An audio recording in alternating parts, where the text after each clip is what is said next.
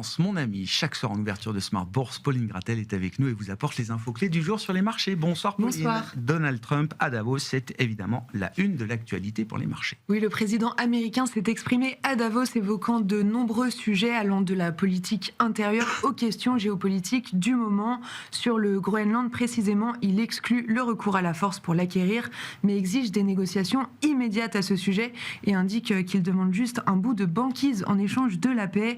Donald Trump évoque une raison de sécurité nationale. Oui, Donald Trump, qui tente l'approche plus transactionnelle et cela soutient les indices, en tout cas permet de mettre un plancher après la baisse d'hier. Oui, ça les fait un petit peu remonter après que le S&P 500 a connu hier sa pire journée depuis octobre dernier et a effacé tous ses gains depuis le début de l'année. Les indices américains évoluent aujourd'hui en hausse. Côté européen, la prudence domine. Le CAC 40 qui était ancré dans le rouge tente un timide rebond après la prise de parole de Donald Trump.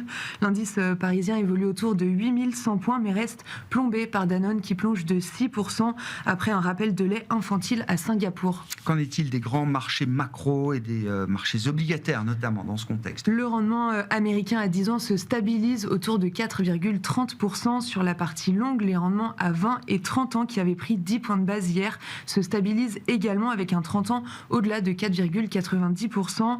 En Europe, le rendement allemand à 10 ans s'établit autour de 2,85%. Sur le marché des changes, le dollar se stabilise là aussi avec un euro-dollar autour de 1,1730. L'or, de son côté, continue son envolée et se rapproche de 4 900 $ l'once. Et puis, impossible de ne pas évoquer l'hypervolatilité des marchés obligataires japonais également, Pauline. Oui, pour rappel, hier, face aux promesses électorales de Sanae Takaichi, le marché obligataire japonais a complètement déraillé avec une envolée spectaculaire de la partie longue de la courbe. Aujourd'hui, l'heure est à l'accalmie et les rendements se détendent fortement. Le 10 ans cède 10 points de base, mais la partie super longue de la courbe reste extrêmement volatile. Le 20 ans perd 25 points de base, le 30 et le 40 ans en perdent 15. Et puis sur le terrain des marchés actions notamment, les entreprises américaines en l'occurrence commencent à publier leurs résultats et les investisseurs ont pris connaissance hier soir après la clôture américaine des résultats de Netflix arbitrés en ce moment. Oui, malgré des résultats globalement conformes aux attentes, le titre cède 3% à l'ouverture de Wall Street. Les investisseurs appréhendent les coûts liés au rachat de Warner Bros qui pèseront sur les marges à court terme. En revanche, au quatrième trimestre, le leader du streaming publie un chiffre d'affaires de plus de 12 milliards de dollars en hausse de 16% sur un an et le bénéfice net progresse de 30% sur un an grâce à une hausse des abonnés payants et des revenus publicitaires. Et puis, au contraire de Netflix, United Airlines publie une copie qui est saluée par le marché. Oui, le titre est en hausse de 3% dans les premiers échanges. La compagnie aérienne fait état d'un chiffre d'affaires de plus de 15 milliards de dollars. C'est quasiment conforme aux attentes.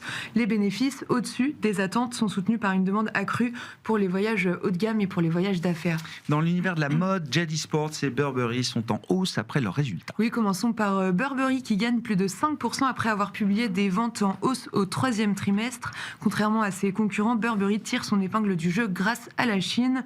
Enfin, JD Sports gagne 4% après avoir publié des ventes en repli lors de la période de Noël, mais une dynamique plus forte en Amérique du Nord qui a compensé la faiblesse des ventes en Europe. Quel sera le programme à l'agenda demain pour les investisseurs, Pauline ? Côté macro, on attend la publication de l'indice Core PCE de novembre, la mesure d'inflation privilégiée par la Fed, ainsi que la seconde estimation de croissance américaine pour le troisième trimestre. Et côté micro, on attend les résultats de Intel et Procter & Gamble. Tendance, mon ami, chaque soir en ouverture de Smart Bourse, nous retrouvons Pauline Gratel qui vous apporte les infos clés du jour sur les marchés.